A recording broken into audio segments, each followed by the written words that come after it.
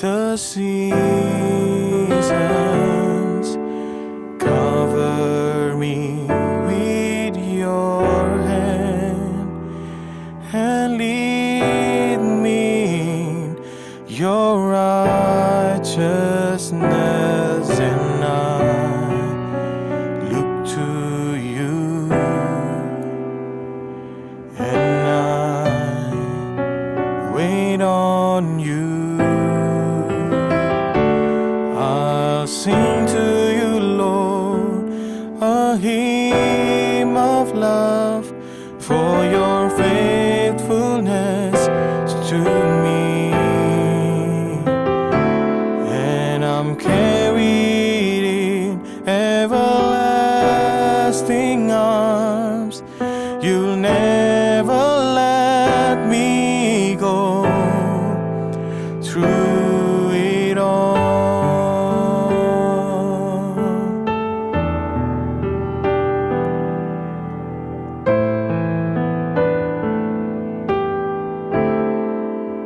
Through it all.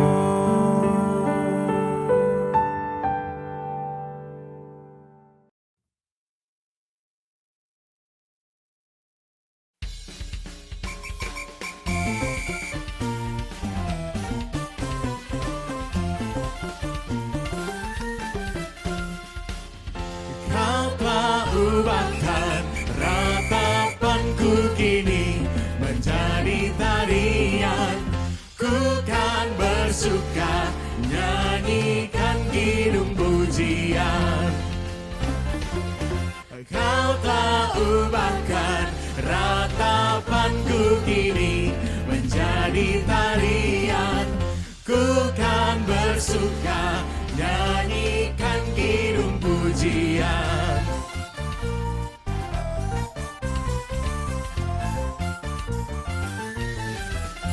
Di dalam kesesakan Kau beri kelegaan. Di dalam kesedihan Kau beri penghiburan. Kasih-Mu telah melenyapkan segala kegelapan. Fajar pagi pun merekah, membawa damai dan sukacita. Kau telah ubahkan ratapanku kini menjadi tarian. Ku kan bersuka nyanyikan kidung pujian. Sekali lagi. Kau telah ubahkan ratapanku kini menjadi tarian. Ku kan bersuka nyanyikan kidung pujian.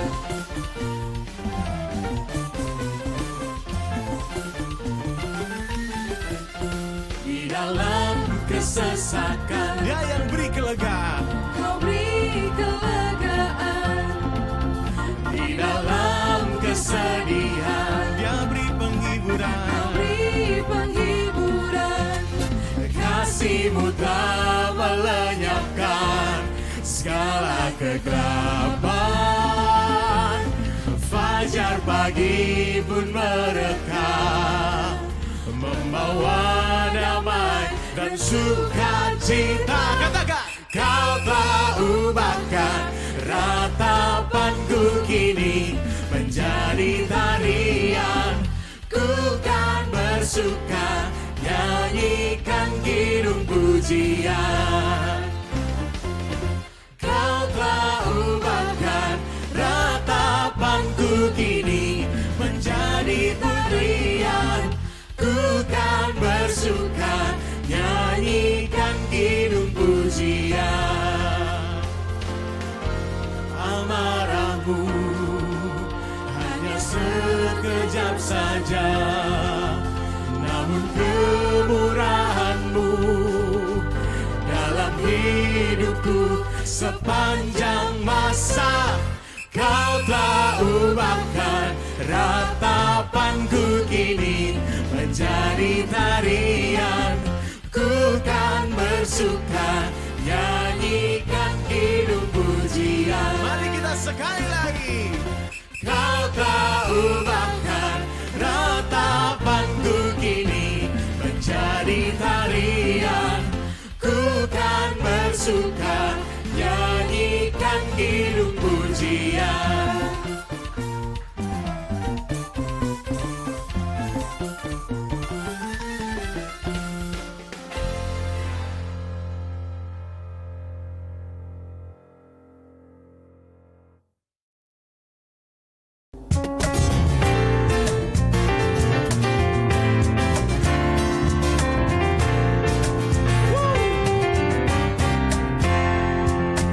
What can wash away my sin?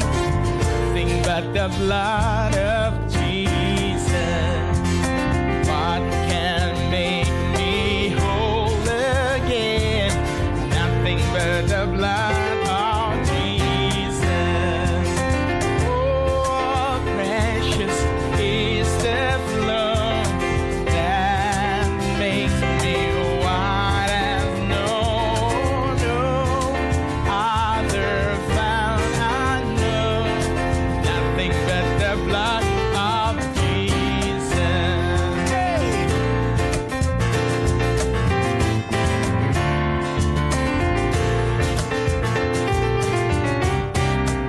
Say this. For my heart and this I see nothing but the blood of Jesus. For my cleansing this my plea, nothing but the blood of Jesus. Nothing can for sin atone. Nothing can for sin atone. Nothing but the blood of Jesus. None of you that I have done. Nothing but the blood of Jesus.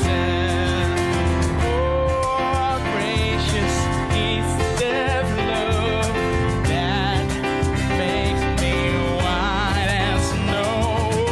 No other found I know. Nothing but the blood of Jesus. Woo!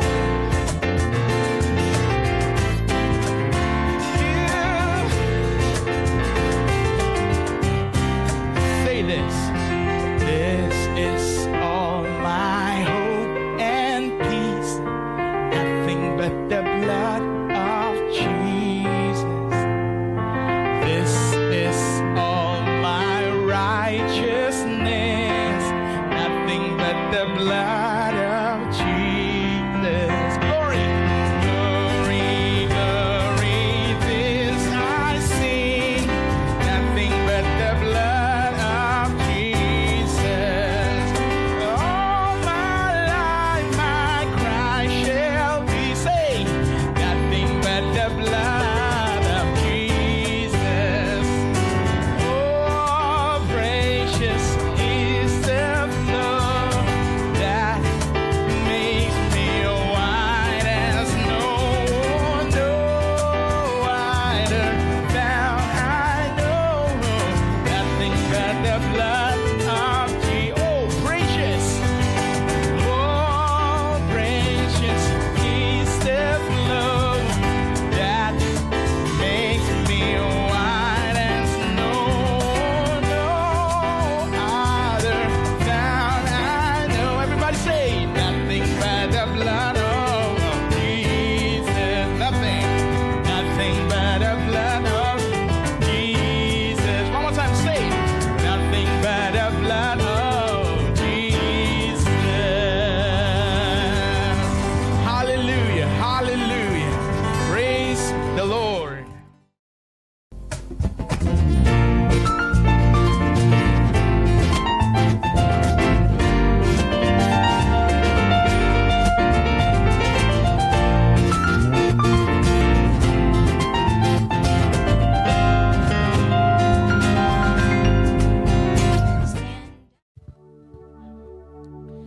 Shalom jemaat yang dikasihi Tuhan dimanapun Anda berada.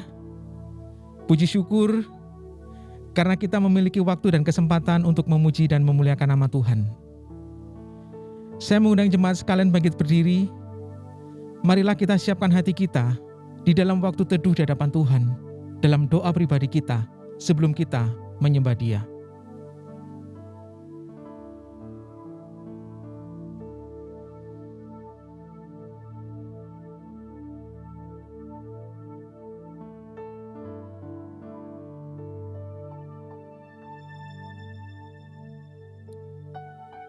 Jemaat yang terkasih, marilah kita mengarahkan hati kita kepada undangan Allah Tritunggal yang sudah menciptakan, menebus, dan memelihara hidup kita.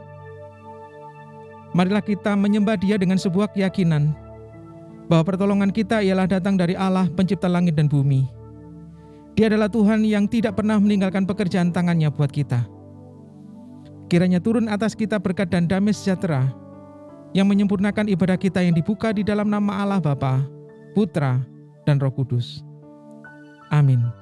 Jemaat dipersilakan duduk kembali. Shalom jemaat yang dikasihi Tuhan.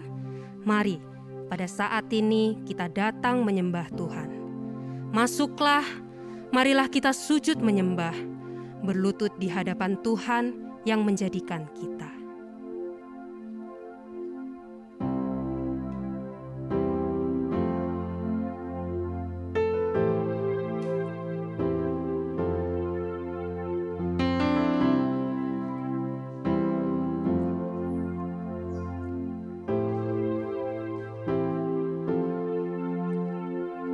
Besar setiamu, Allah Bapa-Ku. Besarlah kasih-Mu yang melimpah. Tiada kurang dan tidak berubah. Sempurna dan tetap selamanya.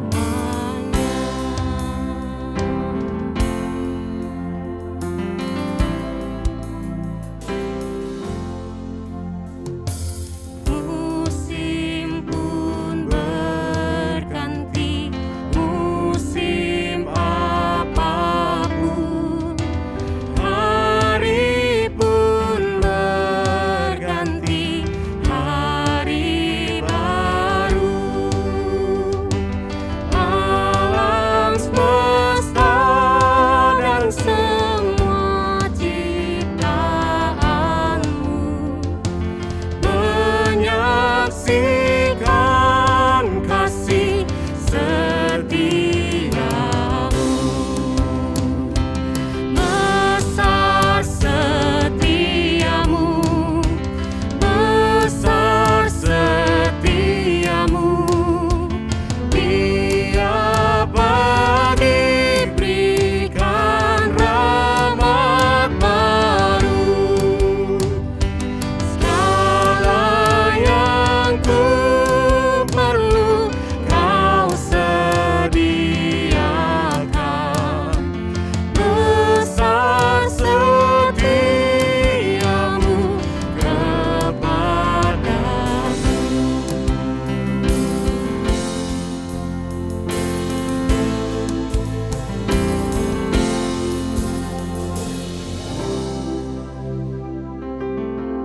Mari saudara-saudaraku yang terkasih, datanglah kepada Tuhan, memohonlah ampun akan segala dosa yang telah engkau perbuat.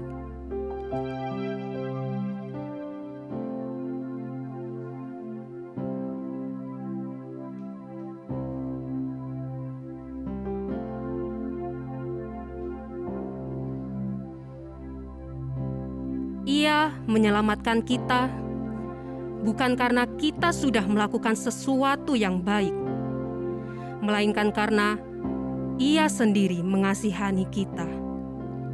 Ia menyelamatkan kita melalui Roh Allah yang memberikan kita kelahiran baru dan hidup baru dengan jalan membasuh kita. Pengampunan dosa, ridha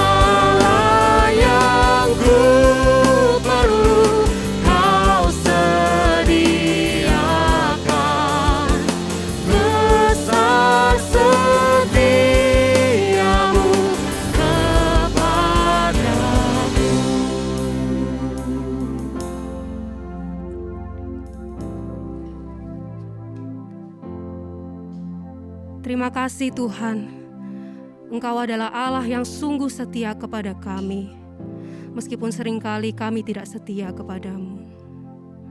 Kami mengucap syukur dan berterima kasih untuk kebaikan Tuhan, untuk kasih setia Tuhan yang tiada pernah berhenti Engkau berikan kepada kami. Kiranya Engkau memberikan roh-Mu kepada setiap kami, untuk kami boleh berjalan di dalam rencana-Mu. Biarlah kami boleh berjalan di dalam kebaikan Tuhan, boleh melakukan apa yang Tuhan inginkan di dalam setiap kehidupan kami. Terima kasih Tuhan, kami menyerahkan hidup kami sepenuhnya ke dalam-Mu. Hanya percaya di dalam nama Tuhan Yesus Kristus, Allah kami yang hidup, kami telah berdoa dan mengucap syukur. Amin. Jemaat yang terkasih, terimalah petunjuk hidup baru. Tetapi hukum Taurat ditambahkan, supaya pelanggaran menjadi semakin banyak, dan di mana dosa bertambah banyak, di sana kasih karunia menjadi berlimpah-limpah. Supaya sama seperti dosa berkuasa dalam alam maut, demikian kasih karunia akan berkuasa oleh kebenaran untuk hidup yang kekal oleh Yesus Kristus, Tuhan kita. Amin. Mari jemaat yang terkasih, saya mengundang untuk kita boleh bangkit berdiri. Kita akan mengikrarkan pernyataan iman Eksodus yang berbunyi demikian. Kami percaya bahwa setiap kata dalam seluruh naskah asli Alkitab adalah diilhamkan oleh Allah, sehingga tidak mengandung kesalahan apapun, baik dalam hal iman, etika, sejarah, maupun ilmu pengetahuan.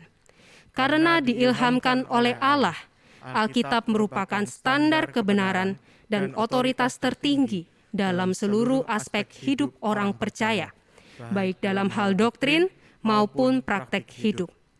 Kami percaya kepada Allah Tritunggal, satu hakikat, tiga pribadi, pencipta segala sesuatu yang kelihatan maupun yang tidak kelihatan, yang dalam kedaulatannya yang mutlak dan pengetahuannya yang tak terbatas telah menetapkan sejak kekekalan segala sesuatu yang akan terjadi. Kami percaya kepada Tuhan Yesus Kristus, pribadi kedua dalam Tritunggal, sebagai Juru Selamat satu-satunya yang telah dan akan mendamaikan setiap orang pilihan dengan Bapa. Pendamaian itu hanya bisa dicapai melalui pengorbanan darah Tuhan Yesus Kristus di atas kayu salib, kematiannya, kebangkitannya, dan kenaikannya ke surga. Kami semua mempercayai dan dengan sangat rindu menantikan kedatangan Tuhan Yesus Kristus kembali ke dunia dalam kemuliaannya sebagai Hakim Agung yang akan menghukum orang-orang yang tidak percaya kepada namanya ke dalam neraka kekal, dan yang akan memberikan kehidupan penuh kebahagiaan di surga kekal bagi mereka yang percaya kepadanya. Kami percaya kepada Roh Kudus, pribadi ketiga dalam Tritunggal, yang melahirkan kembali setiap orang pilihan melalui kuasa Injil, memberikan iman kepada mereka, dan memimpin mereka dalam pengudusan hidup sampai Tuhan Yesus datang kembali yang kedua. Kami menyadari bahwa semua manusia di luar Kristus adalah hamba dosa yang tidak mungkin bisa mencapai standar kekudusan Allah, dan dengan demikian tidak mungkin bisa diselamatkan melalui perbuatan baik. Kami mengakui gereja universal yang merupakan persekutuan orang percaya di segala tempat dan abad, yang mengambil komitmen untuk mencintai ibadah dan terlibat dalam pelayanan di gereja lokal, serta terus-menerus membangun kehidupan kerohanian pribadi yang sehat dalam kehidupan sehari-hari. Kami percaya bahwa gereja harus memprioritaskan dan terlibat secara aktif dalam misi Allah guna mengabarkan Injil sampai ke seluruh dunia. Amin. Saya persilakan jemaat untuk duduk. Mari, pada saat ini kita datang memuji bersorak-sorai bagi nama Tuhan atas rahmat-Nya yang indah.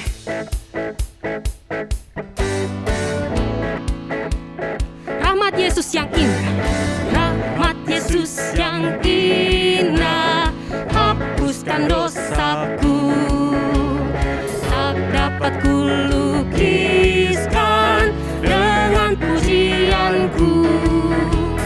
Dosaku ditanggungnya, jiwaku bebaslah. Rahmat Yesus yang indah menyelamatkanku.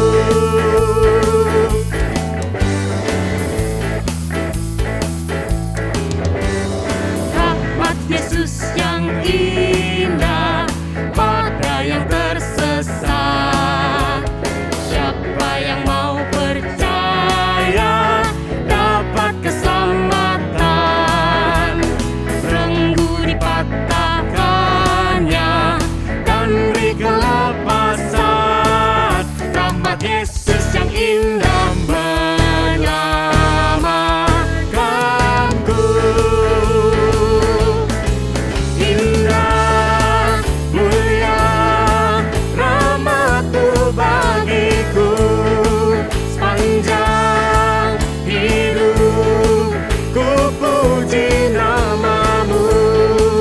Indah, mulia, rahmat-Mu bagiku. Sepanjang hidup ku puji nama-Mu.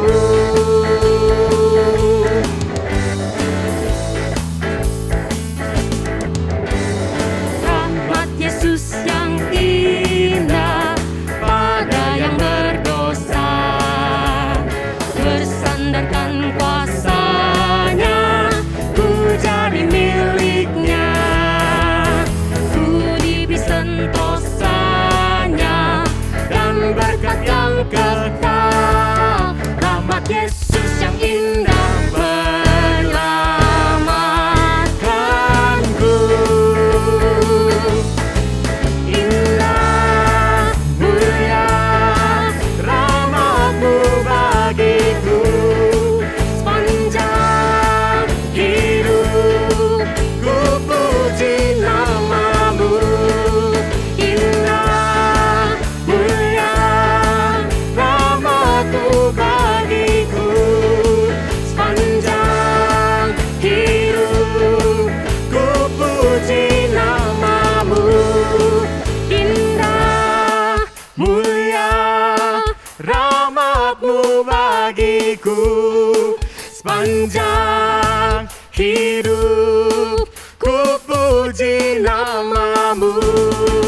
Indah, mulia, rahmat-Mu bagiku.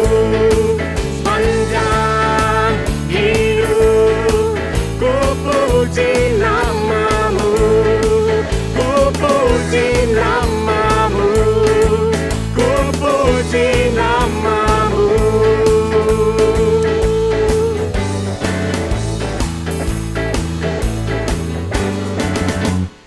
Haleluya, biarlah setiap hari kita terus mengucap syukur atas kasih Tuhan yang indah kepada kita.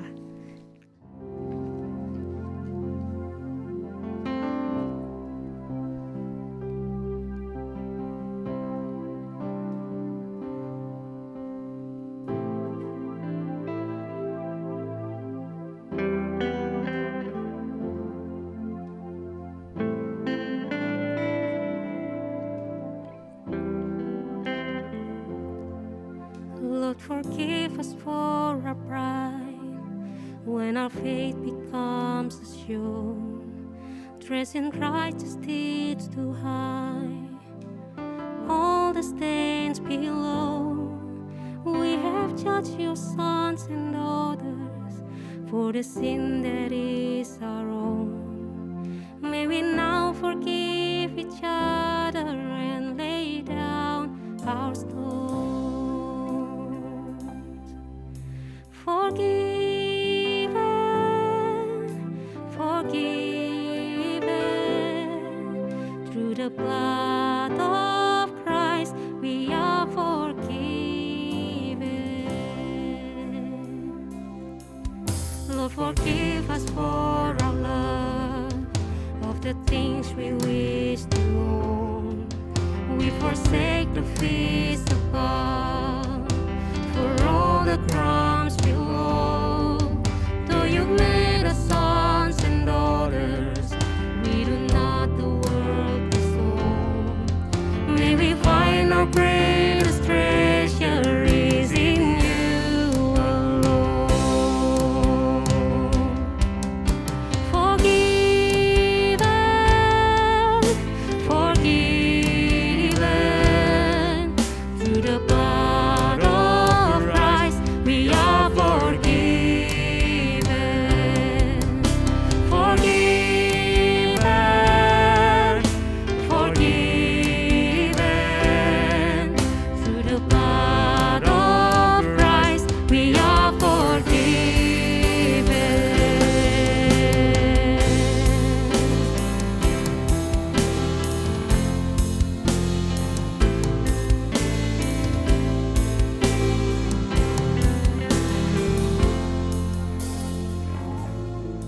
Lord, forgive us for our shame when we can't release the past, when we're quick to take the blame, but forget we're free at last. We are for your sons and daughters, for the fear we don't belong.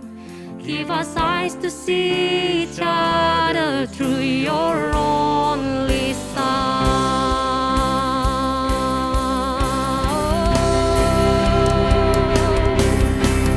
Forgiven, forgiven, through the blood of Christ we are forgiven. Forgiven, forgiven, through the blood of Christ we are forgiven.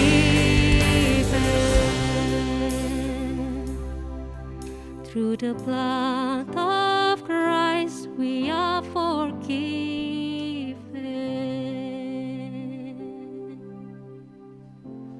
Mari kita menyatukan hati kita di dalam doa. Mari kita berdoa. Bapa di surga, kami bersyukur Tuhan memberi kami kesempatan untuk mendengarkan firman-Mu sekali lagi. Kami tahu ini adalah bentuk kebaikan-Mu bagi kami, karena Engkau mengetahui betapa lemah, terbatas dan berdosanya kami ya Tuhan. Hati kami seringkali jauh dari kesenangan-Mu dan pikiran kami seringkali menyimpang dari kemuliaan-Mu. Karena itu kami bersyukur dan kami menantikan firman-Mu untuk mengarahkan kami kembali kepadamu, supaya kami menyadari bahwa kami diciptakan untuk memuliakan Engkau dan untuk menikmati Engkau selama-lamanya. Kami menenangkan hati kami, meneduhkan pikiran kami, supaya kami bisa mendengarkan suara-Mu dengan lebih jelas. Bersabdalah kepada kami ya Tuhan, karena kami sungguh menantikan dan membutuhkannya. Terima kasih, kiranya nama-Mu dimuliakan dan hati-Mu disenangkan. Kiranya Injil Yesus Kristus yang benar dan menyelamatkan diberitakan sejelas-jelasnya di antara kami. Terpujilah nama-Mu di dalam Kristus Yesus Tuhan. Kami berdoa dan kami bersyukur. Amin. Amin. Bapak Ibu Saudara sekalian, kita patut bersyukur dan tiap minggu saya selalu mengatakan hal yang sama kepada kita, bahwa kita patut bersyukur kepada Tuhan karena Tuhan terus mengasihani kita. Karena Tuhan tahu betapa lemahnya saya, betapa lemahnya saudara, dan Dia terus memberikan firman-Nya kepada kita semua. Nah, sebagaimana kita sudah ketahui bahwa tema kita tahun ini adalah tentang togetherness, what we value and do. Kebersamaan, apa yang kita hargai dan apa yang kita lakukan. Nah, kita tidak mungkin berbicara tentang kebersamaan tanpa berbicara tentang apa yang mengikat kebersamaan itu. Karena kalau kebersamaan itu diikat dengan kepentingan-kepentingan masing-masing individu, maka itu bukan kebersamaan, itu namanya saling memanfaatkan. Kalau kebersamaan itu dipicu, didorong oleh maksud-maksud yang buruk, maka kita menyebut itu bukan kebersamaan, tapi itu gerombolan, persengkongkolan. Nah, apa yang membuat kebersamaan menjadi kebersamaan? Jawabannya tentu saja adalah kasih. Dan saya harap kita tidak akan bosan-bosan mendengar khotbah yang bertemakan tentang kasih. Dan hari ini kita juga akan berbicara tentang kasih yang menggenapi hukum Taurat. Dan saya ingin memulai dengan kalimat ini. Kita sering berada dalam sebuah polarisasi, cinta yang tanpa aturan dan aturan yang tanpa cinta. Kita sadari atau kita tidak sadari, kita berada dalam polarisasi semacam itu. Ada orang-orang yang mengatasnamakan cinta, tapi tidak punya aturan. Mereka mengatakan bahwa cinta itu berarti freedom, kebebasan untuk mencinta. Dan ada orang yang mengatakan cinta itu tidak pernah salah, katanya begitu. Makanya tidak heran kalau kita misalnya melihat di internet atau mungkin melihat di YouTube, kita akan menyaksikan beberapa pernikahan yang paling aneh yang pernah terjadi di dunia ini. Jadi ada orang yang menganggap bahwa dirinya itu berhak untuk mencintai siapa saja dan cinta itu tidak pernah salah. Lalu ada orang yang menikahi misalnya gerbong kereta api. Ada seorang wanita yang menikahi stasiun kereta api. Bahkan ada seorang artis yang cukup terkenal di Inggris menikahi tugu batu yang ada di belakang rumahnya. Alasannya sederhana. Kalau dia punya suami yang benar-benar manusia, suaminya tidak setia, meninggalkan dia. Tapi kalau dia menikahi dan punya suami tugu batu di halaman belakang rumahnya, dia merasa selalu dinantikan oleh suaminya dan suaminya setia menunggu dia dan tidak mungkin berselingkuh dengan wanita yang lain. Mungkin saudara mendengar ini dan saudara berkata, wah dunia ini tambah aneh ya. Memang dunia kita ini aneh. Karena ada orang yang berpikir bahwa cinta tidak membutuhkan aturan. Cinta tidak pernah salah. Cinta tidak ada logika. Nah tapi di sisi lain kita juga melihat ada orang yang menetapkan aturan tanpa cinta. Yang penting harus melakukan tanpa cinta sama sekali. Dan itu bisa terjadi di dalam keluarga kita. Orang tua bisa saja menjejali anak-anaknya itu dengan berbagai macam perintah dan larangan tanpa menjelaskan maksud dari semuanya itu, tanpa mengungkapkan bahwa maksud dibalik semuanya itu adalah cinta orang tua kepada anak-anak. Ada orang tua yang terlalu saklek, terlalu strict gitu, terlalu kaku dan bangga dengan kekakuannya. Jadi mereka menganggap bahwa apapun yang sudah ditetapkan, ya sudah, tidak ada ruang sama sekali untuk fleksibilitas, tidak ada ruang untuk kasih karunia. Semuanya dipandang secara mekanis. Ini. Kalau ini berarti terjadi ini. Kalau ini terjadi ini. Tidak ada dinamika, tidak ada ruang untuk fleksibilitas. Dan inilah yang sedang menghadang kita. Di satu sisi ada cinta tanpa aturan, di sisi lain ada aturan yang tanpa cinta. Dan kalau ini terjadi, maka yang terjadi adalah ini. Cinta tanpa aturan adalah sentimentalisme. Aturan tanpa cinta adalah legalisme. Kalau kita cuma punya cinta tapi tanpa aturan, maka kita jatuh pada sentimentalisme. Hanya masalah perasaan-perasaan saja. Dan kita tahu kalau cinta tanpa kenyataan itu adalah pembohongan perasaan. Saya sudah pernah sampaikan itu di dalam khotbah-khotbah yang lalu. Cinta tanpa aturan itu juga cuma semacam penghiburan sementara untuk perasaan kita. Itu hanya bicara tentang feeling, what we feel. Padahal what we feel itu belum tentu koresponden dengan realitas. Belum tentu sesuai dengan kenyataan. Itulah sentimentalisme. Pokoknya kalau misalnya nih contohnya ya, orang sudah tahu pacarannya tidak sehat. Sudah tahu selama pacaran tambah menjauhi Tuhan. Bukan jatuh cinta tapi jatuh ke dalam dosa. Sudah tahu bahwa cowoknya ini manipulatif, memanfaatkan dia begitu rupa. Kadang kalau pas sadar begitu, habis ikut KKR mungkin, ikut Bible study mungkin begitu. Pas sadar itu rasanya kepengen memutuskan hubungan yang tidak memuliakan Tuhan itu. Tapi pada saat memutuskan dan cowoknya menangis dan berkata, kamu tuh gak ngerti betapa aku perlu sama kamu. Aku mau kehilangan semua alam semesta asalkan bukan kamu. Wah langsung hatinya itulah bum bum bum. Akhirnya kalah, semua penalarannya kalah. Masuk kepada perasaannya yang jadi pemenang. Itu adalah sentimentalisme. Tetapi aturan tanpa cinta itu juga sama buruknya. Itu akan melahirkan legalisme. Pokoknya ada aturan. Semuanya harus ikut. Mengapa harus ikut? Tidak peduli. Pokoknya harus ikut. Tidak ikut akan dihukum. Jadi orang-orang yang mengikuti aturan itu bukan karena respect, bukan karena menghargai, bukan karena mengasihi, tetapi karena takut dengan konsekuensi. Dan itulah yang disebut dengan legalisme. Hari ini kita akan belajar bahwa Alkitab mengajarkan kepada kita untuk menentang dua kutub tadi. Memang perlu cinta, tapi juga perlu aturan. Dua-duanya ada ketegangan, benar. Tetapi ketegangan itu harus dipertahankan di dalam sebuah keseimbangan. Mari saya mengundang kita semua untuk membaca di dalam Roma pasal yang ke-13. Roma 13 ayat 8 sampai yang ke-10. Kita baca bersama-sama. Roma pasal yang ke-13 ayat 8 sampai 10. Janganlah kamu berhutang apa-apa kepada siapapun juga, tetapi hendaklah kamu saling mengasihi. Sebab barang siapa mengasihi sesamanya manusia, ia sudah memenuhi hukum Taurat. Karena firman, jangan berzina, jangan membunuh, jangan mencuri, jangan mengingini, dan firman lain manapun juga sudah tersimpul dalam firman ini, yaitu kasihilah sesamamu manusia seperti dirimu sendiri. Kasih tidak berbuat jahat terhadap sesama manusia. Karena itu kasih adalah kegenapan hukum Taurat.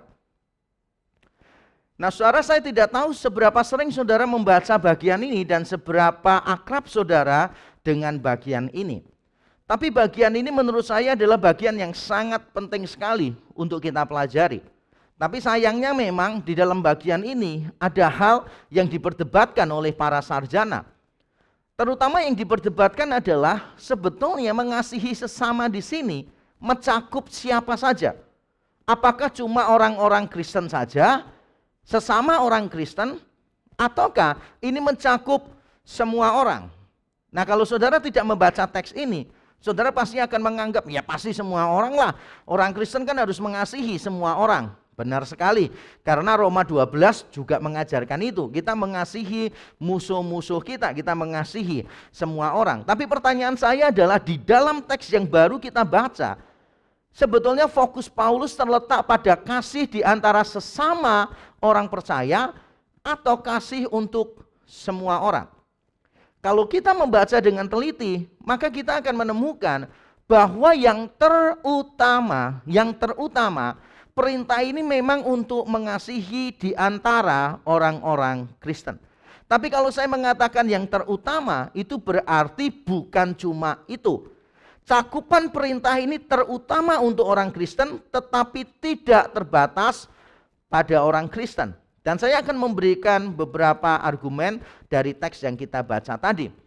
Mengapa saya yakin bahwa perintah ini terutama untuk orang-orang Kristen? Karena Paulus mengatakan begini, hendaklah kalian saling mengasihi. Kalian saling mengasihi. Perhatikan kata yang dipakai di situ, kalian saling mengasihi. Jelas penerima surat ini adalah semuanya orang Kristen. Paulus tidak mungkin memberikan perintah kepada orang-orang di Roma yang bukan Kristen. Karena Paulus tidak punya kapasitas untuk itu. Dia hanya punya kapasitas di antara orang-orang Kristen. Sehingga ketika dia mengatakan saling mengasihi, itu wajar kalau kita tafsirkan di antara sesama orang Kristen.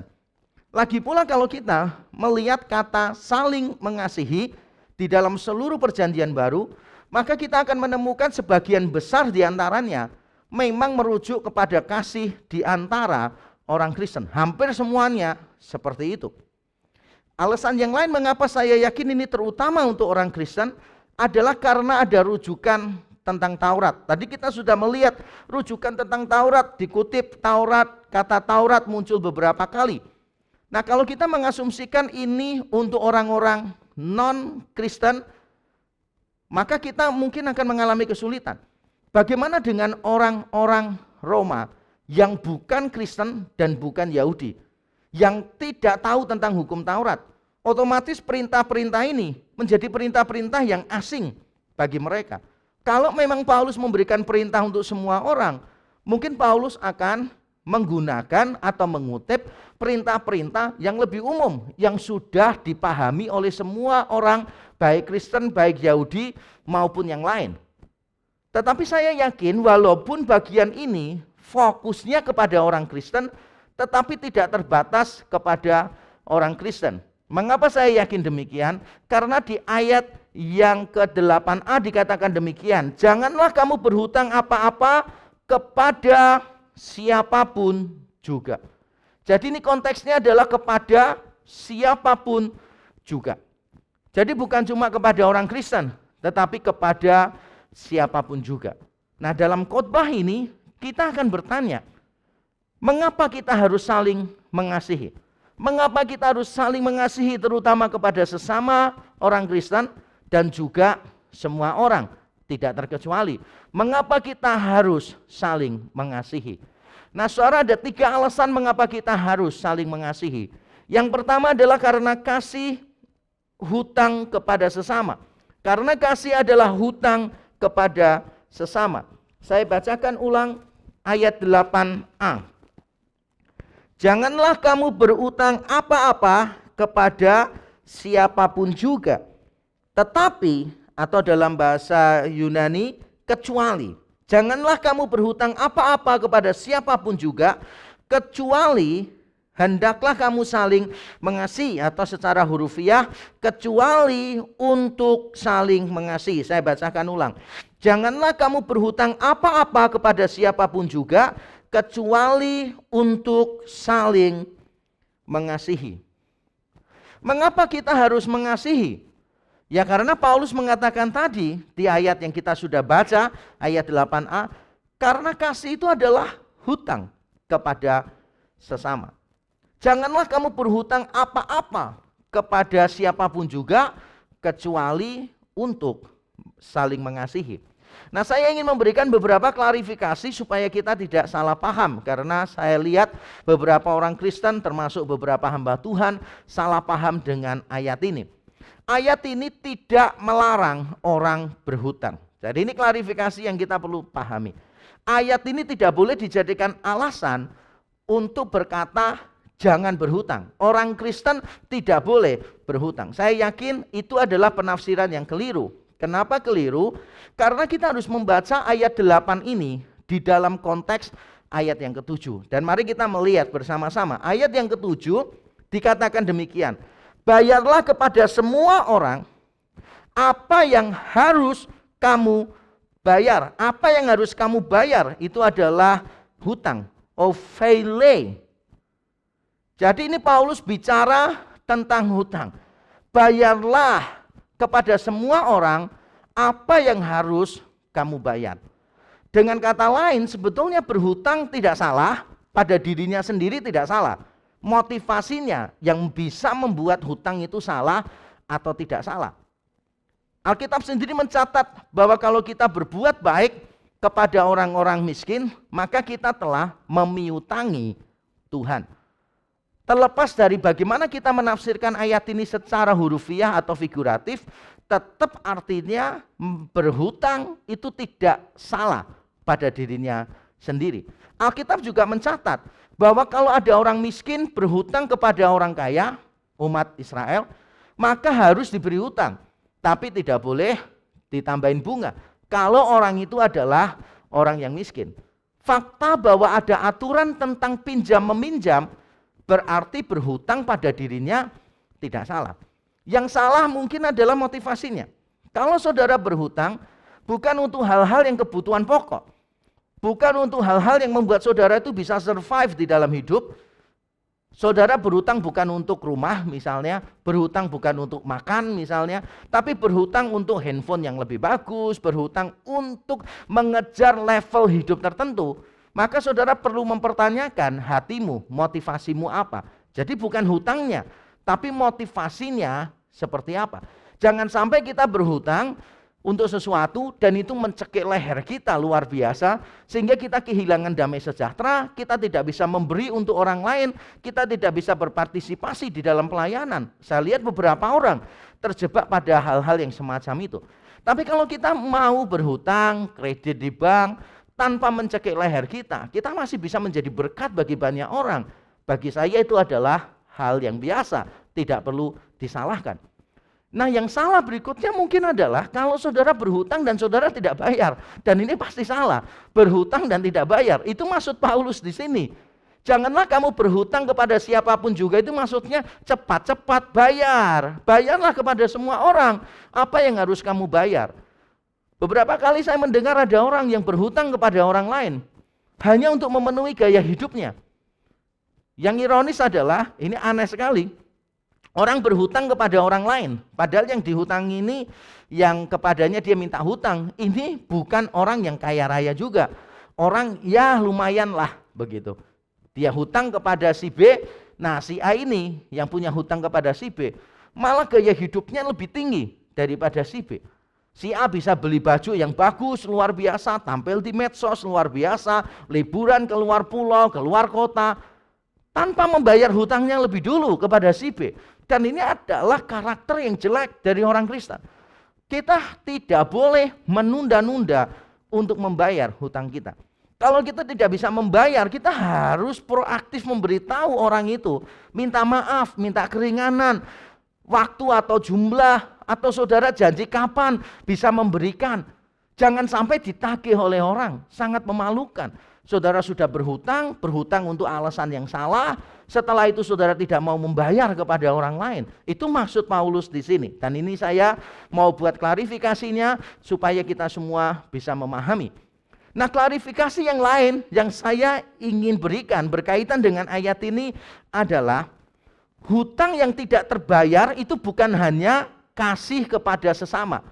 Kalau kita membaca ayat tadi kan kesannya begitu. Tapi saya mau berkata begini, hutang yang tidak terbayar bukan hanya kasih kepada sesama, tetapi penghormatan kepada sesama di ayat yang ke-7 dan pemberitaan Injil kepada semua orang di pasal 1 ayat yang ke-14. Kalau kita membaca ayat yang ke-8a, kita menangkap kesan seolah-olah hutang kita itu cuma mengasihi sesama. Karena bunyi ayatnya kan, janganlah kamu berhutang kepada siapapun juga kecuali untuk saling mengasihi. Kecuali untuk saling mengasihi. Jadi seolah-olah kata kecuali di sana artinya adalah ini hanya satu-satunya.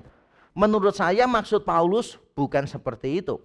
Karena di ayat sebelumnya, di ayat 7 Paulus mengatakan, bayarlah kepada semua orang apa yang harus kamu bayar. Termasuk salah satu yang kita bayar apa? Hormat kepada orang yang berhak untuk mendapatkannya. Nah, pada saat kita memberikan hormat kepada seseorang, bukan berarti hutang kita kepada orang itu lunas kan?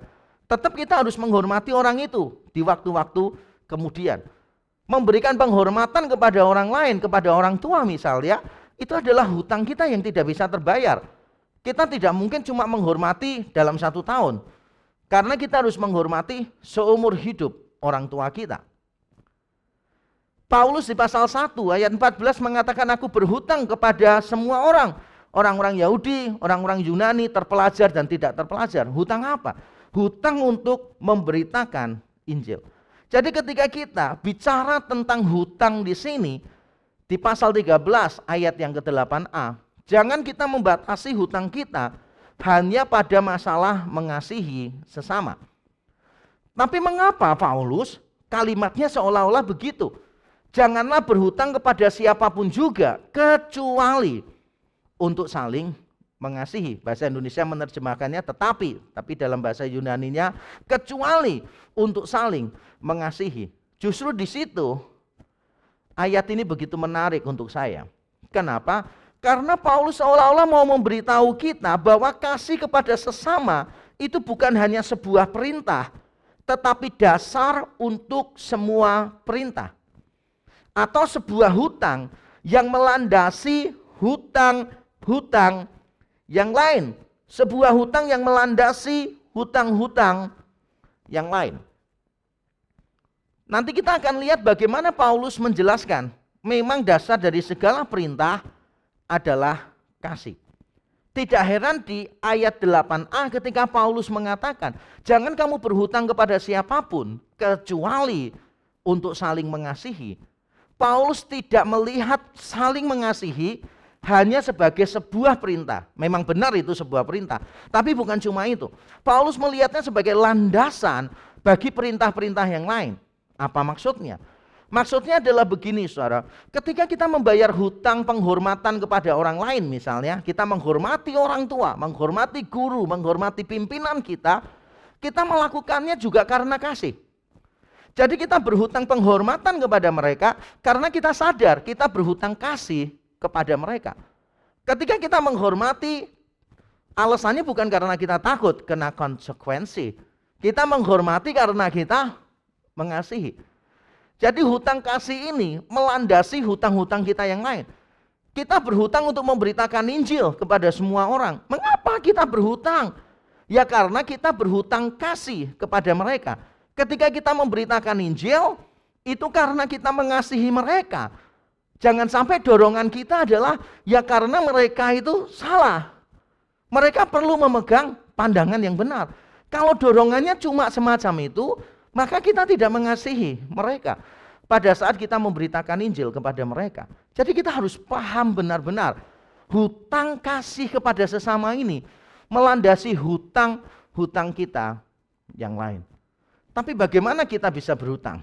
Ini pertanyaan yang bagus sekali. Saya misalnya berhutang kepada orang lain, itu karena orang lain memberi saya sesuatu. Mungkin saya berhutang budi, atau mungkin saya berhutang uang, atau saya berhutang barang.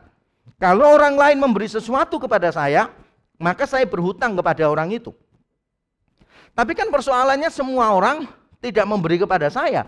Hanya beberapa saja yang pernah berbuat baik kepada saya, dan mungkin saya anggap itu sebagai hutang budi. Atau saya mungkin pernah pinjam uang ke bank misalnya, karena saya pernah ambil uang dari bank, maka itu hutang saya kepada bank. Tetapi kan tidak semua orang memberi sesuatu kepada saya. Lalu bagaimana saya bisa berhutang kepada semua orang? Jawabannya terletak pada ini. Bahwa sebetulnya hutang kita kepada orang disebabkan oleh pemberian Allah kepada kita. Pemberian Allah kepada kita membuat kita berhutang kepada orang lain. Mari kita melihat beberapa ayat yang penting tentang ini. Kita berhutang kasih kepada sesama karena Allah telah memberikan kasih-Nya kepada kita. Saya bacakan 1 Yohanes 3 ayat 16.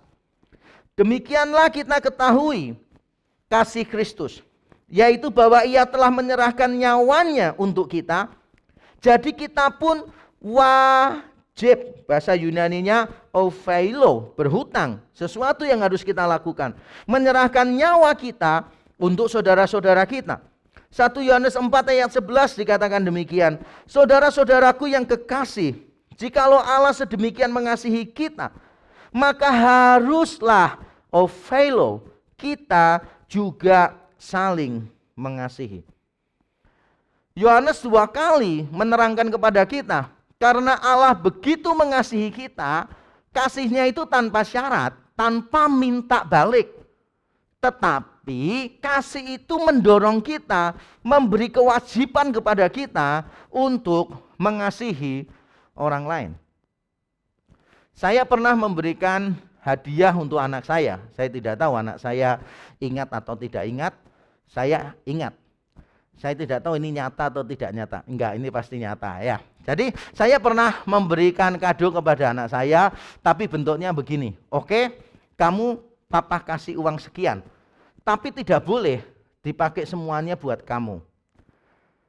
Kalian terima, tapi sebagian harus diberikan kepada orang lain. Jadi tidak boleh dinikmati semuanya. Jadi di dalam pemberian saya, sebetulnya saya memberi mereka kewajiban untuk berbagi. Di dalam pemberian saya sedang mengedukasi anak-anak saya, supaya dari kecil setiap kali mereka menerima sesuatu dari orang lain, mereka bisa menyalurkannya untuk orang lain. Nah seperti itulah 2 ayat yang tadi kita baca. Allah itu telah mengasihi kita begitu rupa, dan Allah tidak minta kita mengembalikannya. Tetapi itu membawa kewajiban bagi kita, pendidikan, pengajaran bagi kita.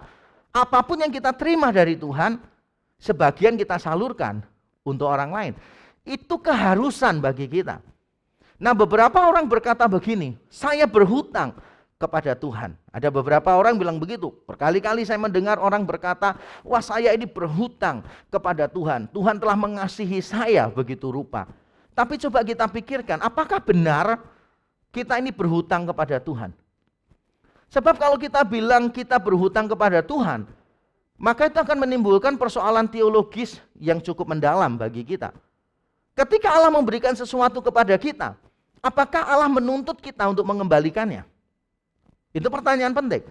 Dan kalau seandainya dia memberikan sesuatu kepada kita, meminta kita mengembalikannya, berarti itu bukan anugerah. Itu transaksi. Dan seandainya kita bisa mengembalikannya, maka itu bukan anugerah. Itu adalah usaha kita. Allah bukan memberikan kasih karunia, tapi Allah sekadar memberikan bantuan.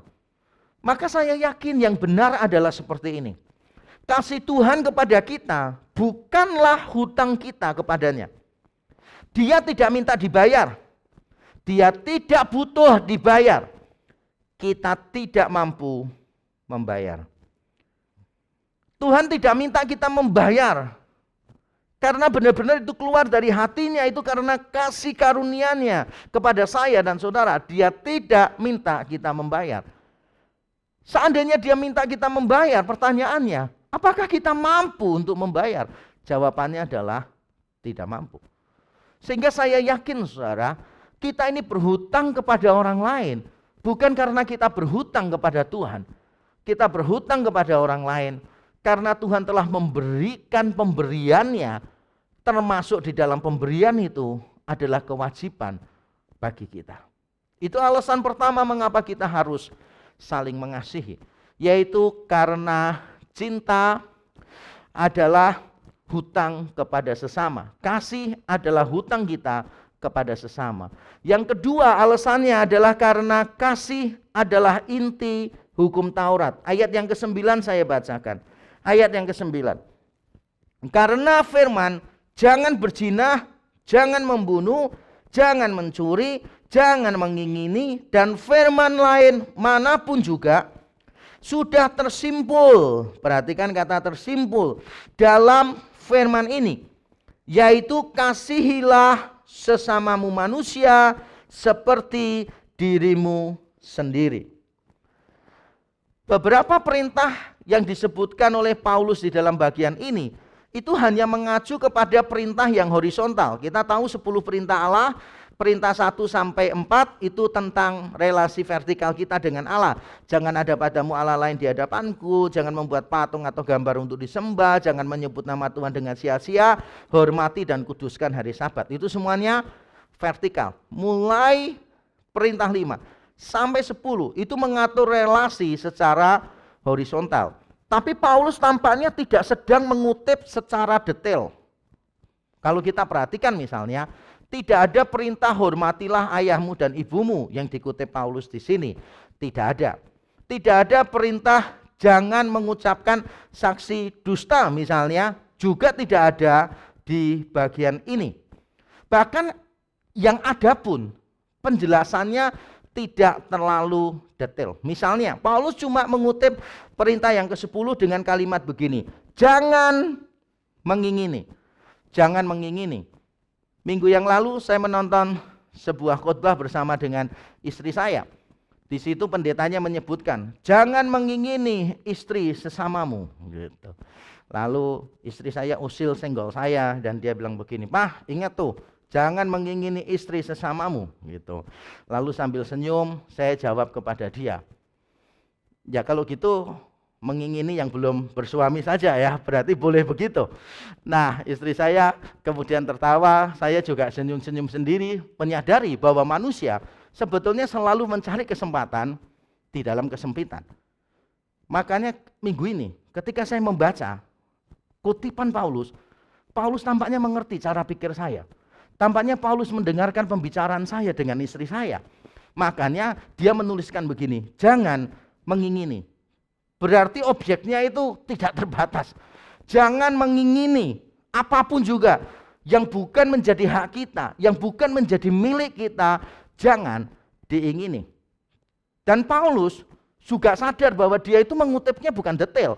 Makanya dia memberikan tambahan dan firman lainnya juga. Dan firman lainnya juga, karena bukan cuma firman yang ini saja. Firman yang lainnya juga, Paulus mengatakan semuanya tersimpul dalam firman ini. Lalu dia mengutip dari sebuah perintah perjanjian lama, yaitu kasihilah sesamamu manusia seperti dirimu sendiri. Nah, saudara perhatikan kata tersimpul di sana. Nah, perintah untuk mengasihi yang Paulus kutip dari Imamat 19 ayat 18 menyimpulkan semua perintah yang lain. Menyimpulkan semua perintah yang lain. Menyimpulkan itu maksudnya apa?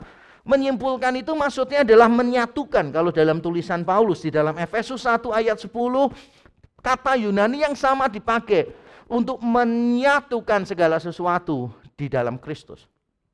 Nah, kita ingat di dalam Matius 22 waktu Tuhan Yesus dicobai oleh beberapa orang pintar, ahli Taurat, orang Farisi, dia ditanya, perintah mana yang terbesar di dalam hukum Taurat? Wah, ini pertanyaan susah setengah mati.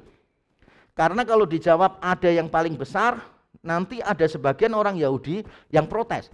Semua perintah Allah itu sama, tidak ada yang lebih penting, tidak ada yang kurang penting. Tapi nanti kalau dijawab semua perintah sama, maka dia bertabrakan dengan sebagian besar orang Yahudi yang memang sudah punya pikiran perintah itu berjenjang. Masalah jenjang paling atas itu perintah mana bisa diperdebatkan, tapi sebagian besar orang Yahudi waktu itu meyakini bahwa perintah itu berjenjang. Pertanyaan ini sangat dilematis untuk Yesus, dijawab apapun salah. Tapi karena dia Yesus, dia punya hikmat yang luar biasa. Dia tidak mau menyebutkan perintah mana yang terbesar, tetapi dia menerangkan apa yang terbesar di dalam semua perintah yang ada. Apa yang terbesar di dalam semua perintah yang ada, yaitu mengasihi sesama manusia. Yang pertama dia sebut mengasihi Allah. Jadi kasihilah Tuhan Allahmu dengan segenap hatimu dan kasihilah sesamamu manusia. Itu Yesus Kristus di Matius 22. Paulus tidak menyinggung tentang kasih kepada Allah, karena memang konteks pembicaraan di Roma 13 bukan tentang itu. Pembicaraannya tentang relasi secara horizontal. Makanya Paulus hanya mengutip perintah-perintah tertentu yang berkaitan dengan relasi dengan sesama.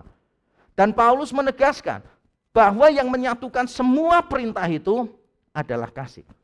Perintah itu sebetulnya walaupun kelihatannya beda-beda, tapi ada yang menyatukan, ada yang membuat semua perintah itu sama. Yaitu apa? Yaitu kasih. Beberapa waktu yang lalu saya memimpin webinar untuk orang tua siswa di satu sekolah di Jakarta. Dalam webinar itu ada pertanyaan, bagaimana orang tua pada saat yang sama itu bisa menerapkan disiplin yang sifatnya itu konsisten, jelas kepada semua anak, tapi pada saat yang sama pula orang tua itu bisa menghargai keunikan masing-masing anak. Bagaimana caranya? Nah, saya menjawab solusinya adalah orang tua fokus kepada yang esensi, bukan yang ekspresi. Kalau kita fokusnya kepada yang esensi, maka kita bisa tahu. Misalnya, anak dilarang minum es misalnya. Kita jelaskan esensinya apa. Sebab kalau kita tidak menjelaskan esensinya apa, anak itu bisa menangkap ekspresinya dan menyalahgunakannya. Misalnya kita beritahu anak kita, jangan minum es krim. Dia bisa saja minum es campur dan es yang lain. Tapi kalau kita memberikan esensinya, jangan minum es krim karena kamu sedang sakit, kamu membutuhkan minuman yang hangat. Nah, kalau kita menerangkan esensinya, maka dia langsung tahu segala macam jenis es ya tidak boleh dia konsumsi. Kalau kita menerapkan aturan yang berbeda untuk anak-anak yang berbeda, karena memang mereka masing-masing itu unik, kita harus menjelaskan esensinya, bahwa esensinya sama, yaitu kita ingin setiap anak berdisiplin, tetapi pendekatannya beda. Kita ingin memberikan teguran kepada semua anak yang salah, tetapi cara menegurnya berbeda. Tapi kita harus memberitahu semua yang ada di rumah, anak-anak kita harus dikasih tahu bahwa intinya sama, tetapi wujudnya berbeda karena mereka berbeda, sehingga perlu didekati secara berbeda. Kasih inilah, saudara, yang membedakan kekristenan dari yang lain. Di dalam kekristenan semua ketaatan kita dilandaskan pada kasih. Sehingga tidak salah kalau saya bilang begini, kekristenan adalah agama relasional, bukan sekadar ritual dan legal. Kekristenan adalah agama relasional, bukan sekadar ritual dan legal. Kita perlu memahami dengan benar bahwa kekristenan is about relationship antara kita dengan Allah. Jadi bukan cuma kita taat karena takut, Hubungan kita dengan Allah itu Bapa dan Anak, itu yang paling menonjol. Bukan tuan terhadap budak atau hamba. Bukan itu. Walaupun benar kita ini adalah hamba Allah, tetapi yang ditekankan di dalam Alkitab itu adalah relasi Bapa dan Anak. Yesus Kristus dengan gerejanya juga disebutkan gambarannya adalah seperti mempelai. Itu bicara tentang relasi, bukan majikan dan karyawan. Saya tidak mengatakan majikan dan karyawan itu tidak ada relasi. Tetapi jauh lebih relasional kalau kita bicara tentang keluarga, Bapak dan anak, tentang suami istri. Dan itulah kekristenan. Jadi bukan cuma tentang hal-hal yang sifatnya ritual. Kita beribadah, tepuk tangan, berdoa, memberi persembahan dan sebagainya. Itu adalah sarana untuk membangun relasi. Bukan cuma masalah yang legal. Jangan melakukan ini, harus melakukan itu. Semuanya ini menolong kita untuk memiliki relasi yang lebih baik dengan Allah. So it's all about relationship between us and God. Kita harus menyadari itu. Jadi di balik semua aturan yang ada kasih. Dan kita harus menjaga keseimbangannya ini. Ada ketegangan kadangkala, tetapi kita harus menjaga ketegangannya. Saya mau berkata demikian. Tanpa dilandasi cinta, ketaatan menjadi aturan yang memberatkan dan membingungkan bagi kita. Tanpa dilandasi cinta, ketaatan menjadi aturan yang memberatkan dan membingungkan bagi kita. Kalau kita itu menaati perintah Tuhan bukan karena sadar Allah mengasihi kita, bukan karena kita membalas kasihnya Dia, bukan karena kita mengasihi Allah, maka semua ketaatan kita itu akan menjadi sesuatu yang memberatkan dan membingungkan kita. Mengapa saya mengatakan memberatkan? Ya karena munculnya itu dari kewajiban, dari keterpaksaan. Bukan dari kewajiban yang dilandasi oleh kasih sayang. Orang tua merawat anaknya, jelas tidak berat. Kenapa? Karena orang tua mengasihi anaknya. Tidak berat itu bukan berarti mendidik anak itu gampang. Bukan. Maksud saya seandainya saudara diberi tugas yang sama, merawat orang lain yang saudara tidak cintai, maka itu akan menjadi sangat berat untuk saudara. Cinta kepada orang yang kita layani, yang kita rawat, itu membuat tugas kita menjadi lebih ringan. Itu poin saya di sana. Tetapi saya juga yakin bahwa kalau cinta tanpa aturan bukan cuma memberatkan, gitu. Aturan, maafkan, tanpa dilandasi cinta, ketaatan menjadi aturan bukan cuma yang memberatkan, tetapi membingungkan bagi kita. Membingungkan. Karena kalau tiap kali ada sesuatu, saudara itu harus tahu aturannya. Maka itu akan menjadi sesuatu yang membingungkan kita. Sebagai contoh adalah persepuluhan. Saya seringkali ditanya orang, apakah orang Kristen harus membayar persepuluhan? Wah, banyak hamba Tuhan bilang tidak harus. Kata persepuluhan tidak muncul di dalam perjanjian baru. Oh, hamba Tuhan itu mungkin perlu membaca lebih jelas karena Matius 23 ada kata persepuluhan di sana. Nah, saya tidak ingin membahas itu panjang lebar karena saya sudah pernah berkhotbah itu dan videonya juga sudah ada di YouTube. Tapi poin saya begini, saudara, kita ini tidak perlu memperdebatkan tentang detail persepuluhan. Kalau saya selalu bilang begini, seberapa besar hatimu, sebesar itulah persembahanmu. Seberapa besar hatimu, sebesar itulah persembahanmu. Nah, seberapa besar hatimu ditentukan oleh seberapa besar kesadaranmu tentang kasih karunia Tuhan untukmu. Kalau engkau menyadari bahwa kasih karunia Tuhan untuk engkau itu begitu besar, ya maka engkau akan mudah sekali untuk memberikan dalam jumlah yang besar. Kenapa? Semuanya itu berkaitan dengan kasih.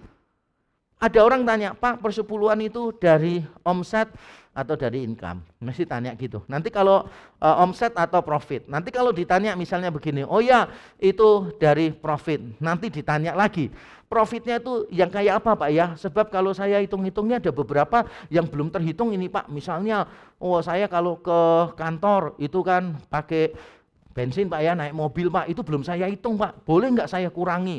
Oh nanti di tengah jalan saya pesan ini drive thru Pak, boleh nggak saya kurangi dan sebagainya. Nah pertanyaan semacam ini telah salah. Kenapa salah? Karena terlalu fokus pada aturan detail. Harusnya fokus pada hati kita dulu. Hati kita seperti apa? Kalau saya terus terang, saya nggak mau terlibat dalam aturan-aturan kecil begitu. Menghitung 1/10, waduh, dari semua yang saya terima, wah berat sekali. Kalau saya lebih memilih apa? Ya sudah kasih lebih dari 1/10, udah beres. Orang perjanjian lama saja memberi lebih dari dituntut 1/10. Mosok kita di dalam perjanjian baru memberi kurang dari itu. Jadi it's all about love. Bagaimana kita menaati dengan cinta. Tanpa dilandasi cinta, ketaatan menjadi aturan yang memberatkan dan membingungkan bagi kita. Tapi sebaliknya, perhatikan ini. Tanpa dibatasi aturan, cinta akan menjadi perasaan yang liar dan membingungkan bagi setiap orang. Tanpa dibatasi aturan, cinta akan menjadi perasaan yang liar dan membingungkan bagi setiap orang. Saudara nanti tidak bisa membedakan mana cinta, mana nafsu. Mana jatuh cinta, mana jatuh ke dalam dosa. Saudara nggak bisa membedakan. Kenapa? Karena saudara nggak tahu aturannya. Cuma memodalkan cinta, memodalkan perasaan. Maka tanpa aturan, itu akan menjadi perasaan yang liar, sekaligus perasaan yang membingungkan semua orang. Karena orang bisa saja mencintai sesuatu yang salah. Mengapa kita katakan bahwa pedofilia itu salah? Mencintai anak kecil itu adalah salah. Ya karena kita tahu ada aturan di dalam mencintai. Anak kecil itu tidak sepatutnya dicintai dalam konteks romantisme. Kita tahu ada aturannya. Tapi aneh, orang-orang yang menentang pedofilia adalah orang-orang yang sama yang bisa membenarkan percintaan sesama jenis, misalnya begitu, LGBTQ. Mereka seolah-olah ketika berhadapan dengan LGBTQ, mereka mengatakan nggak ada aturan, ini memang tidak salah. Apakah benar tidak salah? Beberapa orang berkata kepada saya, kita ini jangan pusing untuk mencari tahu itu salah atau benar. Tugas kita itu mengasihi. Jawaban saya sederhana, tugas kita bukan mengasihi saja. Dan mengasihi wujudnya bukan cuma menyetujui saja. Kita perlu menilai itu benar atau salah. Sesuai Alkitab, secara logika, secara common sense. Kalau memang itu salah, ya kita beritahu. Teguran kita, nasihat kita adalah wujud kasih kita kepada mereka. Jadi jangan sampai kita keliru memahami hal itu. Nah, alasan yang ketiga mengapa kita harus mengasihi sesama adalah karena kasih merupakan kegenapan hukum Taurat. Kasih adalah kegenapan hukum Taurat. Saya bacakan ayat 8b dan 10. Sebab barang siapa mengasihi sesamanya manusia, ia sudah memenuhi hukum Taurat. Kasih tidak berbuat jahat terhadap sesama manusia. Karena itu kasih adalah kegenapan hukum Taurat. Saudara perhatikan kata memenuhi, kata kegenapan muncul di sana. Jadi kasih itu memenuhi atau menggenapkan hukum Taurat. Tapi apa artinya menggenapkan di sana? Kalau saya memahaminya, kata menggenapkan di sana, saya setuju dengan sebagian besar penafsir. Menggenapkan di sana artinya adalah menaati dengan memadai. Di ayat 8b dipakai kata kerja pleroo, di ayat 10 dipakai kata benda pleroma. Tapi artinya sama, yaitu menaati dengan memadai. Jadi bukan hanya pasif menghindari yang jahat. Ayat 10a kan itu pasif itu. Kasih tidak berbuat jahat kepada sesama, ayat 10a. Karena itu kasih menggenapi hukum Taurat. Kasih adalah kegenapan hukum Taurat. Saya setuju bahwa ketika kita tidak melanggar perintah-perintah tadi, kita mengasihi orang lain. Tetapi tidak cuma berhenti sampai di situ. Saya setuju bahwa kalau kita tidak mencuri, berarti kita tidak melakukan yang buruk kepada orang lain. Kita tidak mengambil harta properti mereka. Kalau kita tidak berdusta, maka kita tidak merusak reputasi orang lain. Saya setuju. Tapi kalau kita berhenti cuma di situ secara pasif, maka kita telah salah. Makanya saya sengaja meletakkan ayat 8b dan ayat 10. Karena di ayat yang ke-8b itu lebih aktif sifatnya. Bahwa kita dengan kasih, kita itu menggenapi hukum Taurat. Di ayat 10 itu lebih pasif sifatnya. Kasih tidak berbuat jahat kepada sesama. Jadi kita harus menjaga keseimbangan itu. Bukan cuma menghindari larangan, tetapi melakukan perintah. Kalau saudara tidak melanggar aturan, bukan berarti saudara mengasihi. Misalnya, saudara tidak melakukan apapun terhadap orang-orang marginal, orang-orang yang malang, orang-orang yang membutuhkan pertolongan kita. Saudara tidak melakukan apapun. Saudara tidak menghina, saudara tidak mengejek. Apakah berarti saudara mengasihi mereka? Jawabannya adalah tidak. bersikap pasif saja itu salah. Walaupun kita harus pasif terhadap larangan, tetapi kita harus aktif terhadap perintah. Tapi bagaimana kita bisa menaati secara memadai? Apakah itu karena kita sendiri mampu untuk melakukan? Kita mengasihi orang lain dengan usaha sendiri dan kita mampu untuk menggenapi Taurat? Saya yakin maksud Paulus bukan begitu.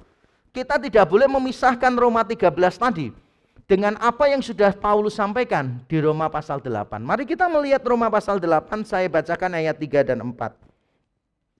Sebab apa yang tidak mungkin dilakukan hukum Taurat karena tak berdaya oleh daging, telah dilakukan oleh Allah dengan jalan mengutus anaknya sendiri dalam daging, yang serupa dengan daging yang dikuasai dosa karena dosa. Ia telah menjatuhkan hukuman atas dosa di dalam daging, supaya tuntutan hukum Taurat digenapi di dalam kita, yang tidak hidup menurut daging, tetapi menurut roh.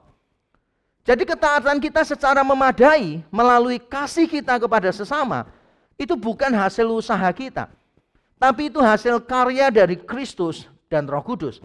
Kristus telah memenuhi semua tuntutan hukum Taurat selama dia hidup. Kristus telah menanggung kutukan hukum Taurat pada waktu dia mati. Itulah sebabnya kita mampu menaati hukum Taurat dengan memadai, bukan karena kita baik, tapi karena dasar dari karya Kristus yang sempurna. Tapi bukan cuma karya penebusan Kristus, tapi juga pimpinan Roh Kudus di dalam hidup kita. Kita memerlukan bimbingan Roh Kudus. Karena Roh Kudus itulah yang Paulus sebut di Roma pasal 5, yang mencurahkan kasih Allah ke dalam hati kita. Roh Kudus yang terus membakar hati kita dengan kasih kepada Kristus. Kasih Kristus di atas kayu salib dicurahkan terus di dalam hati kita. Dan kasih itulah yang mendorong kita untuk mengasihi orang lain.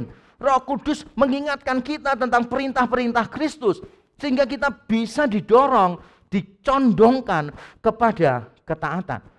Tapi saya mau berkata begini, walaupun Kristus itu penting, walaupun Roh Kudus itu penting, kita jangan melupakan kita itu dilibatkan di dalam ketaatan kita. Dalam kalimat saya begini, Kristus tidak membatalkan, Roh Kudus tidak menggantikan. Karya keduanya adalah jaminan bagi ketaatan kita. Maksudnya adalah begini, ketaatan Kristus di atas kayu salib tidak membatalkan hukum Taurat. Tetap tuntutan hukum Taurat itu berlaku, tapi bukan ekspresinya, esensinya yang berlaku. Misalnya, jangan membunuh, itu intinya adalah jangan membenci.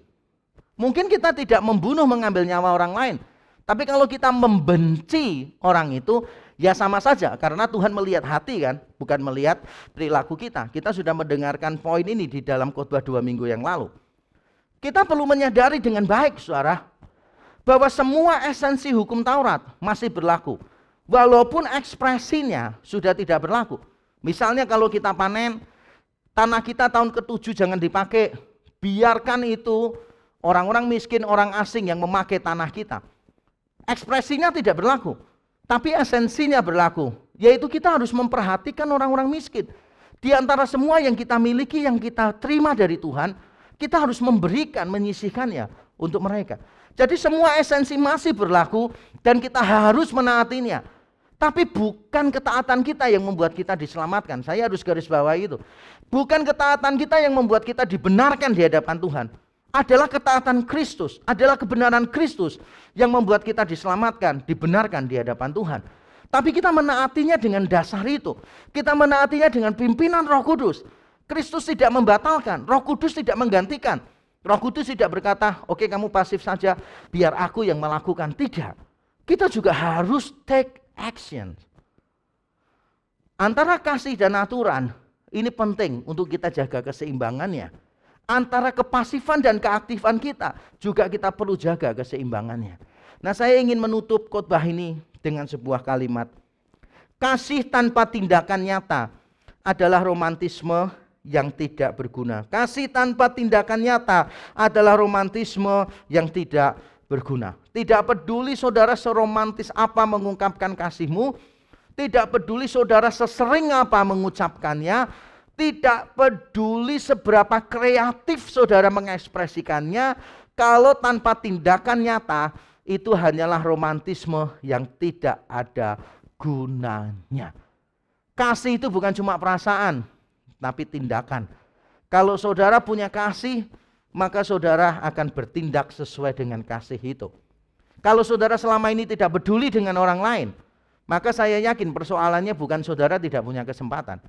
Persoalannya adalah saudara tidak punya hati, bukan tidak punya kesempatan. Sebab orang yang punya hati, dia akan selalu cari kesempatan, akan selalu menciptakan kesempatan untuk berbagi dan mempedulikan orang lain. Saya menantang setiap kita, terutama jemaat REK di tempat ini. Saya menantang kita semua dimanapun sekarang saudara berada. Mari tunjukkan kepedulianmu, kasihmu kepada sesama. Kalau engkau kesulitan mencari alasan untuk mengasihi sesama, ingat bahwa Allah telah memberikan segalanya kepada engkau. Dan itu cukup sebagai alasan kita untuk mengasihi sesama. Saya benar-benar menantang kita. Di masa pandemi yang sulit ini, banyak orang membutuhkan perhatian, dukungan, bantuan kita. Mari, jangan cuek. Jangan hidup untuk dirimu sendiri. Tanyakan kepada para rohaniwan di sini, pada para pengurus di sini, apa yang saudara bisa lakukan untuk membantu orang-orang lain yang sedang membutuhkan. Mari kita periksa hati kita ketika kita berdoa. Dan sekarang mari kita berdoa. Bapa di surga, tolong kami supaya firman Tuhan ini bisa kami terima dengan lemah lembut. Kami tidak membela diri, tidak mencari dalih, tidak melakukan pembenaran-pembenaran yang bertabrakan dengan firman-Mu. Kami semua hamba-Mu yang menyampaikan dan umat-Mu yang mendengar, kami mohon ampun di hadapan-Mu karena kami selama ini hidup egois, hidup untuk diri kami sendiri. Tuhan, ampunilah kami ya Tuhan, ampuni kami. Dan kiranya kasih Kristus di atas kayu salib menggerakkan kami, membakar hati kami terus menerus, supaya kami mulai mengasihi orang lain. Karena kami sadar kami berhutang kepada semua orang yang Tuhan letakkan di sekeliling kami maupun orang-orang lain yang kami ketahui. Karena kami tahu bahwa kasih adalah esensi dari hukum Taurat dan kasih adalah kegenapan dari hukum Taurat. Tuhan, tolonglah kami supaya kami menjadi pelaku-pelaku firman yang digerakkan oleh kasih-Mu. Di dalam Kristus Yesus Tuhan kami berdoa dan kami bersyukur. Amin. Tuhan memberkati kita. Jemaat yang terkasih, tiba saatnya kita untuk memberikan persembahan. Jemaat dapat memberikan persembahan ke nomor rekening yang sudah tertera di layar. Firman Tuhan berkata, "Aku memberikan perintah baru kepada kamu, yaitu supaya kamu saling mengasihi. Sama seperti aku telah mengasihi kamu, demikian pula kamu harus saling mengasihi. Dengan demikian, semua orang akan tahu bahwa kamu adalah murid-muridku, yaitu jikalau kamu saling mengasihi."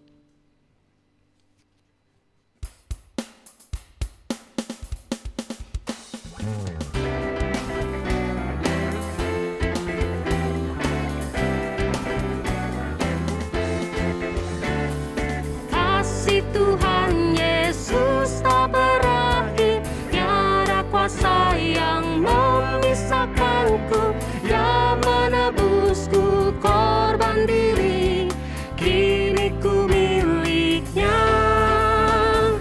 Dulu aku sesat dalam dosa, Yesus datang bawa keselamatan, tiada lagi takut dan malu, kini ku miliknya. Kini ku milik Yesus, dan Yesus milikku. Bukan hanya saat ini, namun selamanya.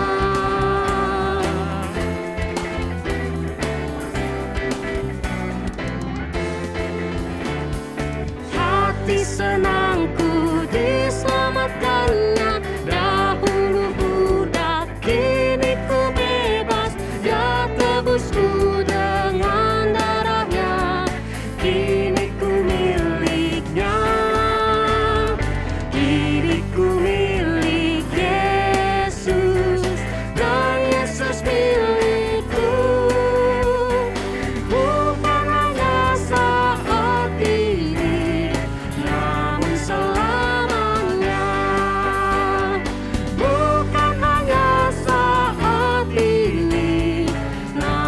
selamanya.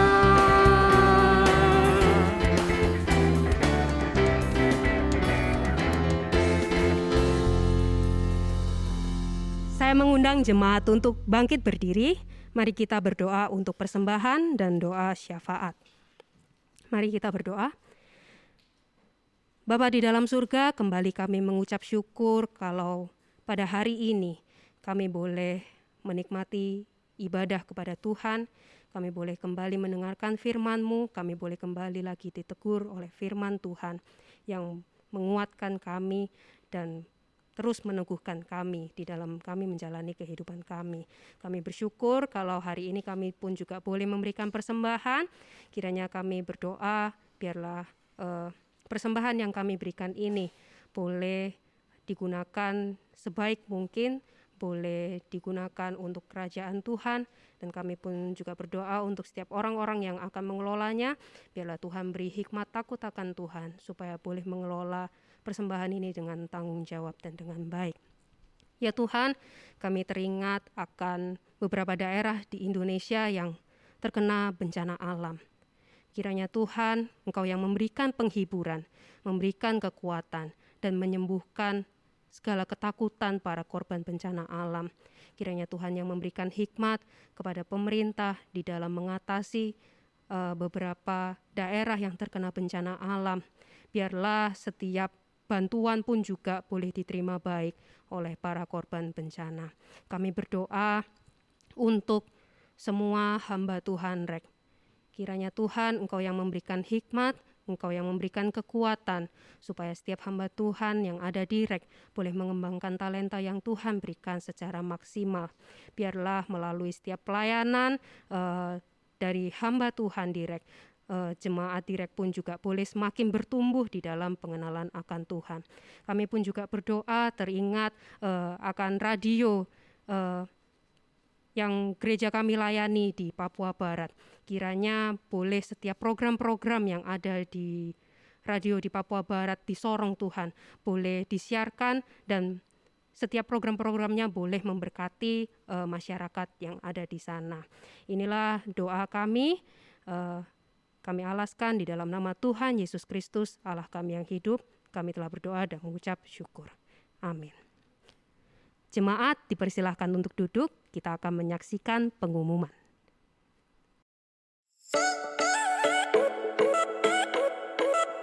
Halo jemaat sekalian, senang sekali Anda bergabung kembali di Tele Ibadah Rek. This is our church, this is our home. Kami mengucapkan selamat datang bagi Anda yang baru bergabung hari ini. Rek adalah gereja yang tepat bagi Anda, yang berdiri dengan care, teaching, and mission. Jika Anda ingin mengenal Rek secara lebih mendalam atau terhubung dengan komunitas tertentu di Rek, kami mengundang Anda untuk mengikuti Zoom meeting selesai ibadah. Selamat bagi Anda yang berulang tahun di minggu ini. Kiranya kasih, iman, dan pengharapan Anda akan semakin dikuatkan dalam Kristus melalui topangan Roh Kudus.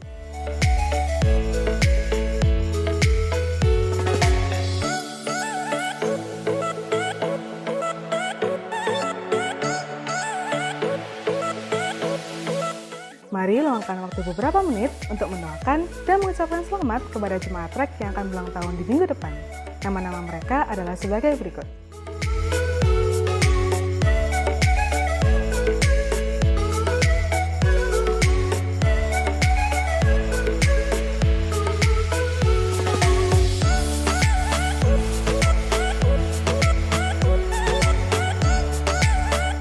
Bergabunglah bersama Discipleship Group di setiap gereja lokal. Catat hari dan waktunya. Di tengah pandemi ini, mari kita bersama-sama bersekutu dan bertumbuh dengan sesama.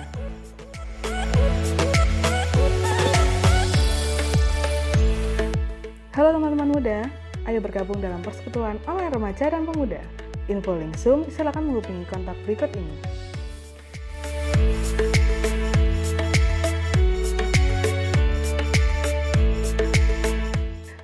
Kita bersyukur karena oleh kemurahan Allah Tritunggal dan melalui dukungan doa dan dana dari Anda, proyek renovasi gedung gereja Rek Minden terus menunjukkan perkembangan. Mari kita tuntaskan apa yang sudah kita kerjakan. Silakan transfer dukungan Anda ke rekening berikut ini. Jangan lupa untuk menambahkan angka 9 pada digit terakhir.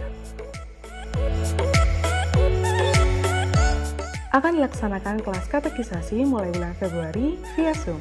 Bagi jemaat yang ingin mengikuti, silakan dapat mendaftar ke gembala lokal masing-masing dan mengisi link berikut ini.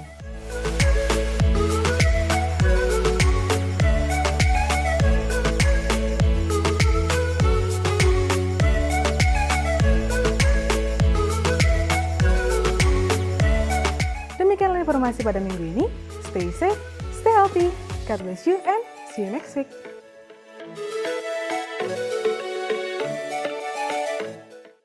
Mari jemaat, saya undang untuk kita semua boleh bangkit berdiri. Kita akan mengakhiri ibadah doksologi.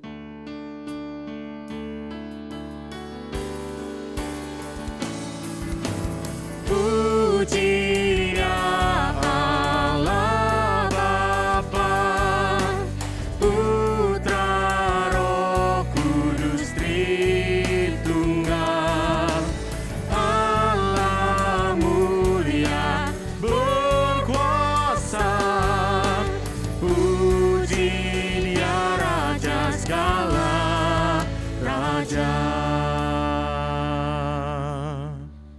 Jemaat yang dikasihi Tuhan, kiranya firman Tuhan yang boleh kita dengar bisa kita laksanakan dalam kehidupan kita. Marilah kita menjadi pelaku-pelaku firman dan terimalah berkat Tuhan. Kiranya Allah Bapa memberkati dan melindungi engkau dengan berkat jasmani maupun rohani. Kiranya Yesus Kristus menyinari engkau dengan wajah-Nya dan memberikan kasih karunia keselamatan surgawi. Dan kiranya Allah Roh Kudus menghadapkan wajah-Nya kepadamu dan memberikan damai sejahtera yang akan mengiring engkau sampai dengan Kristus datang yang kedua kali. Dan terimalah semua berkat-berkat itu hanya di dalam nama Yesus Kristus. Amin. Silakan duduk untuk mengambil waktu teduh. Ibadah selesai. Tuhan Yesus memberkati kita semua.